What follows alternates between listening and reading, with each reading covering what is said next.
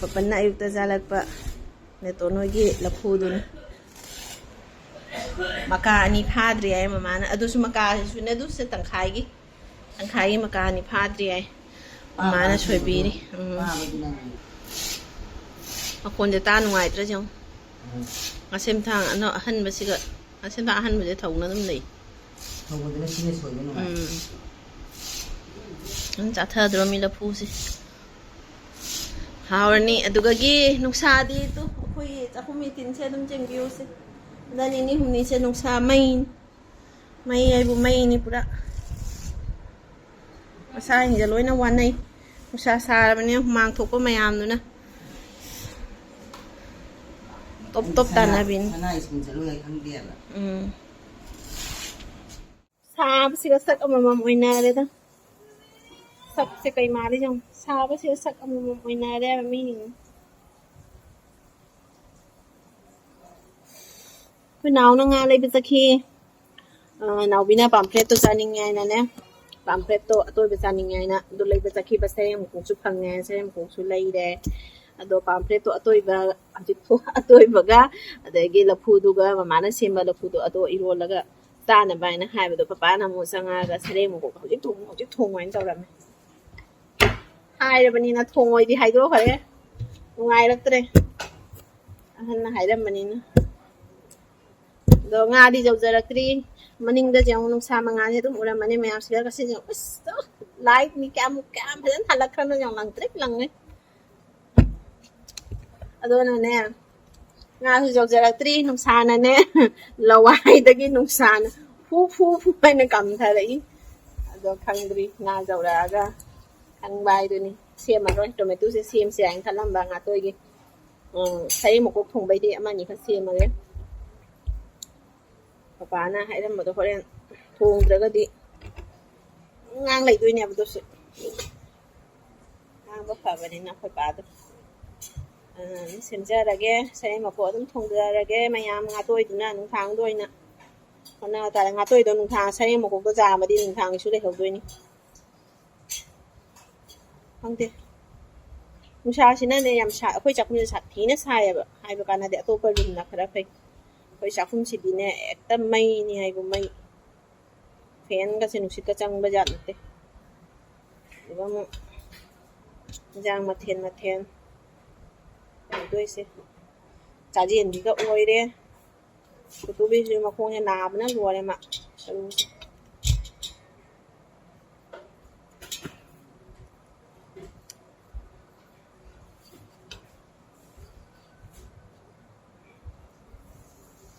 Kung daw san ginaw. Pamphlet ni. Pamphlet. Ay, mana nga ang katang loro kaya niya. Ni loro ay. Nga ro yan. Ado asena sareng mako. Kiti ni ro. Kilo ani makai na ro sareng mako se. Kilo 850. Kilo ani ga 850. Manag ho re. Toy na local. Marung sara jaw. Pare. Pwede sa mo ko sada. Sakti phajare. Sakalaw bi di. Sakalaw bi sulai re. Wala do pa da hugo. Amu bi sakalaw bi. Makan. Saure sakalaw bi ju phajan. Ma chuti. Kai marum ga dai. Marum ga no nang marum macha ido. Sena tro. Mani. Sarum sen. Saw bi da thoina. Masa ni sa. Phajare. Pamphlet se koi re cha daba. Sayam ko se koi re cha daba. Cha ka koi gi mu to pa ni sara. To pa da hang ni ga ai sare mo ko to tani ni na na. Em to ba de thong. Ai sa ni ma sa ni jaw le. Sayang dom tanang da ben. Nang wan le je.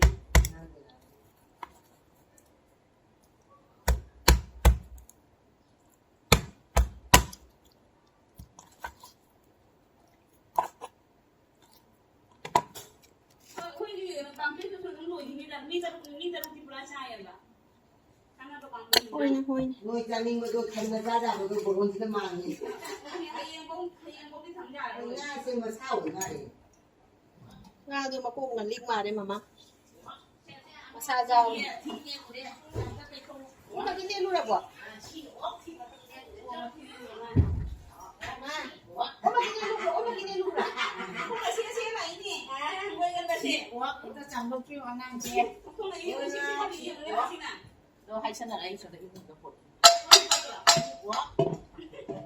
โอ้ยนะโ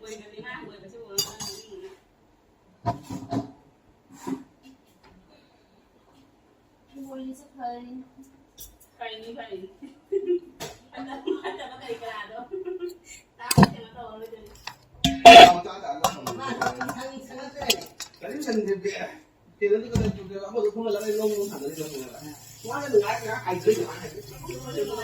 Kita tu orang ni, banyak ni foto kai ni kap ni tu tak kira. Kalau mau buka foto kai. Jadi foto apa? Pai lui ba. Asum. Tôi nói là cái này cũng là gì mà sao đi đâu nhỉ? Masa betul tak kai tak tak mau kai ni. Ni sama pan itu. 밥 사는 우리 상일이 막 상어가 Ê, cái này, cái gì quan để không biết. Sana thì lúc giờ đi rồi đó. Cái cái. là ví dụ ấy máy đâu rồi. Cái gì thì khá thầm vậy. Là ngâu là cái sự thầm là nuôi cha được. Aku baca ni saya. Ngâu được bị đã thầm. Ông cái nuôi thùng mà gì ra. Ngâu được bị đã thầm. Ngâu được bị đã thầm mà đi ra. Chris ai sẽ thầm mọi giải. Để con sẽ xin mày đi mà luôn rồi. Ai khang đấy thôi làm thế. Cái nó cái nghe kìa. Aku cái gì? Masa, itu apa lagi? Sao mà nó nhìn vào cái gì? Aku itu làm gì vậy? Nhi pam mà giàu ơi. Bây giờ cho là ra đấy. Kalau mahal tu mul. Saya macam ni jadi tu nama. Lagi saya macam ni tu pakai jadi nama. Tadi aku yang dari batu tu jam tu pakai jadi tu ai tu. Nào bên này mà tung xe ta đúng không mẹ? À tao khỏe ông có thầm Ai mà cái gì ra này hàng này máy phải rồi. double cái hay ra điều không chỉ cái sự. Mai tao bảo không có thầm mày ra là chơi đã bị. Phải ra đâu có ngặt tới không là thầm mày. Quay đi nè. Nuôi đồ rất thùng như thế nè. Ai xử cái bản kia thì tụi tôi thấy một cái xử thùng. Mà tàu nó ngang gì một chỗ quay đứng tàu. Anh thùng gì? Anh thùng. Ai thùng cái thùng. Anh ăn rồi mới về ăn gì thế? Ai ta cái cái một thùng mới lá cái gì.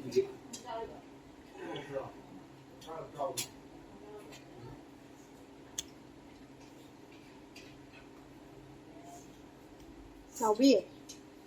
Thì lâu cho nằm hà nằm thâu tay không bà. Cái nó tao mấy tụi bé cứ đã tàu biểu.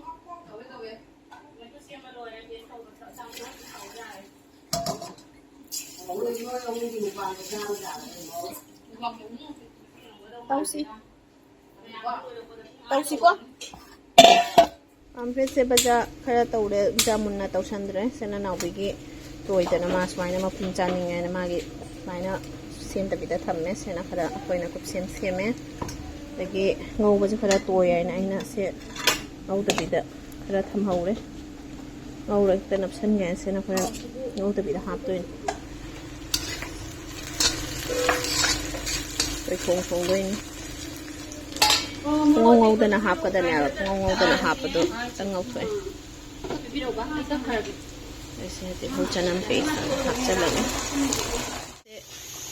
No तो nga hap chale to naw bi se toy hinai na boy kana ne to hen na smai na kaning ba aduna toy hinan hap te hap kan lai ra hap ti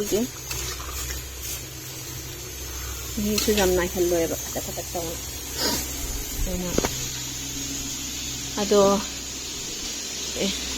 asai hai ba du mangai papada nga se sareng se horen khongge hai ba da mama da inthala ni hai ba du ngai mama da hai jalu gana mama se sange ta nga thong mama ni se sange mako ji asera makok se loi pulle maru marang amubi loi punna ngauri ida ngasi su keno ni da kari hai ni pizza bi thang makhal ma oi re ngasi gi numit su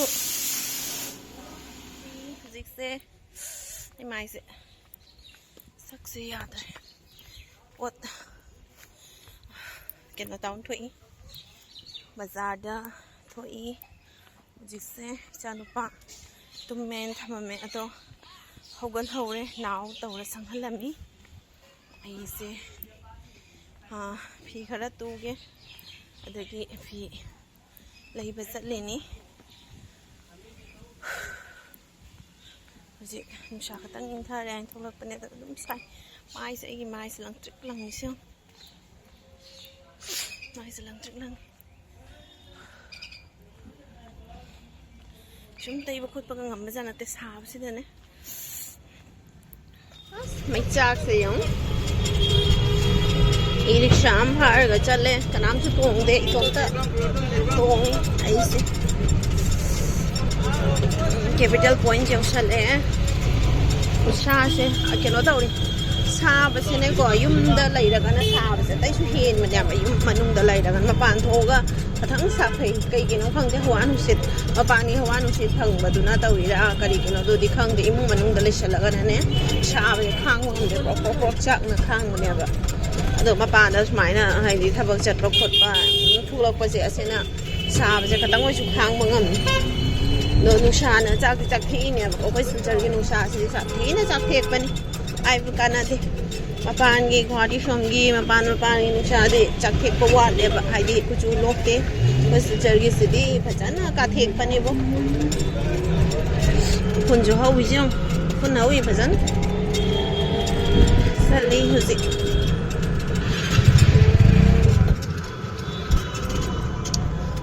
Kina ga su yaura abani na se flag India gi flag su yam jon ba haure flag ade cap ama ko Independence Day yaura abani na Indian flag ata ngai kre ne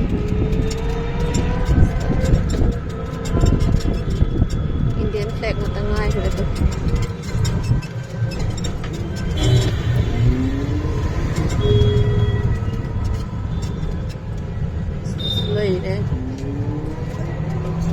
Yo linya base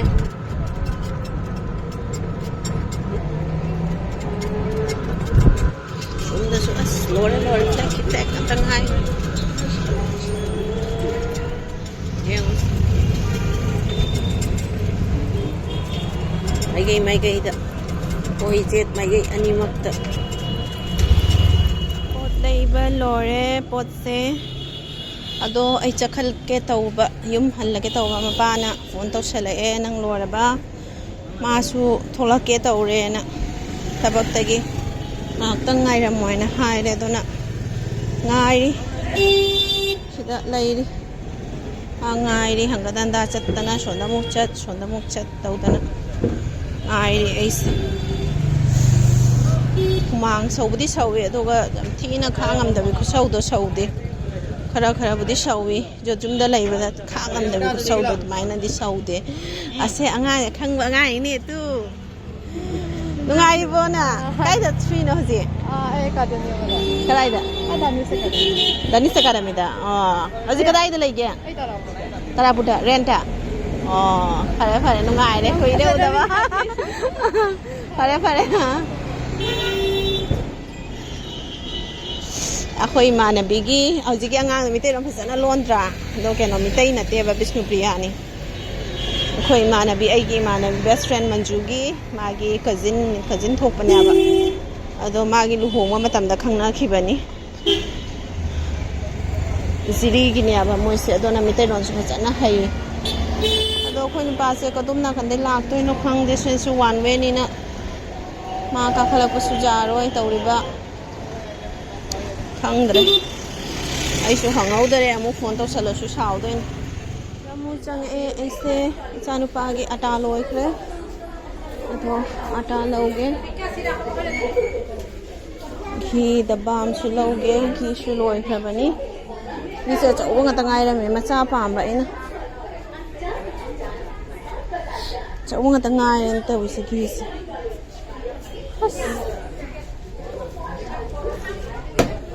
yang tangam ni to apa lai jara ni ai sen yam yaurak ti ba ai ata tang lo ra ge adom da no ata bo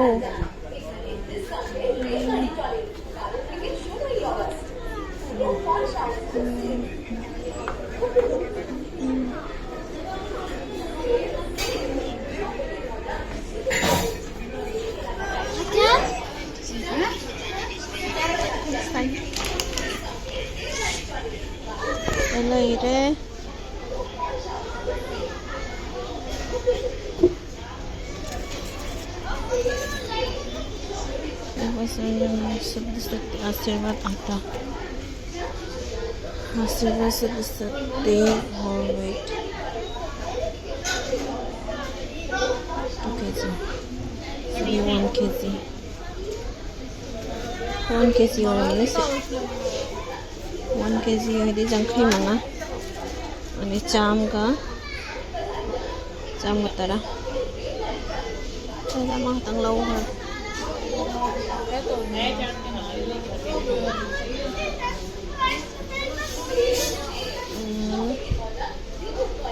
thầm khi cái हम con lau kia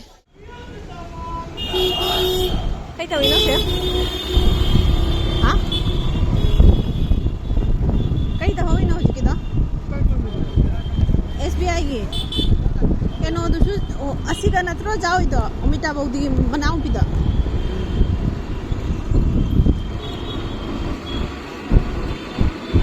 strike tau na kayaw ri kan cold coffee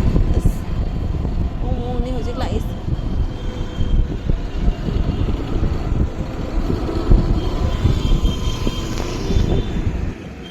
mapaga hanbadana mapaga tau na halle smaina pochai se yamde ai bag se lawrak jaba swat bazaar chang bai su wakhan leite bai chanu pa ge ata leitre ayutama ata ban chabado adegi de mapa lak bo ngai bo na swat bazaar chang ga ata lawre de de mai ata noodles ama su lawbi re adegi khajur ga mai ata ga taw ga lawbi re ado bag su ai lawrak jaba adum challana khanwada phi gi bag su sagai thokre de phi bag ma cha ne adona mapa lakpagi matasan natradi ai pubada waram do inise hoji khalli yumda hoji haidi nusha do loina keno tawre nong lae nushit kara kari da chatna tawira do di khangde ba nushit phangbani na thoina hena sabdi man da to lepada di sa do malom chakna na ne nong leire undang khudingi chubira di phani मासु phone तौरा में सना कुतुबिगा कुतुगा सु थोकने ना हाय मारे कुतुदो हयें हंदोइनी ना जे मा खरा लाइमिना दोय मारे अदुना फोन तौरा में ए थोकला गा मु मपागी माना हान रेमोंदगी फी लौबदो अदो तुहलंबा अदो सु लोयरा बायना चंगना लैरुरे ट्राई तौदना फीदो तुना बुदी लोयरा में ट्राई तौना लैरा में अदो साइज तो ओयरमद्रे ना हांग फमगा ngai थोरे अदो ना थेंग खरे फिदो अमा खतंग नथिबा तुबगी पिरामिड अमा फॉर्मल दो अमुक तमादी लौरदि अमुक तमा नि लौदेबा मरी मंगा लौयेबा अदो मरी मंगा लौबनिना अदो ट्राई तौन लैबदि थेंग खरे खरा थेंग नमी लैने दे संगे तौमनि याद्रे थोकला दे हेक्ता थेंग अमा तौदना दो पचै अमा अनि वाले अदो लौद्रे मतम से याद्रे चासु हमबनिना adona halle je awad badana ma hayeng thabak lagi lunch tawi mala bakanda jara ani mangod oina tapani aina thoga mana khongoi daba aina aide amana khongoi daba pon ngai de adum lawri e ngasi se ai thobasida ada hoji ana hadi la lawr to ko chei ma adum khangani aba tapang pa do haira ga do ko chei ha do khongoi ne dona wa hala heng hala da dum lawjara ani ai tho ara